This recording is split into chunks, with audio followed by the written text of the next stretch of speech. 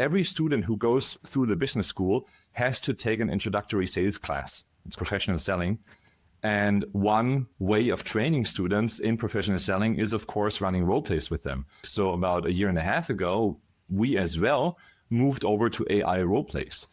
And we're very excited about it. But we always had the question, well, does it really transfer into real life selling? So we reached out to Second Nature, and Second Nature connected us to Jeff, and here we are. One of the things that we learned through the interactions with Johannes and team was that when our people did practice, every time they practice, their performance, their sales revenue improves by 1%.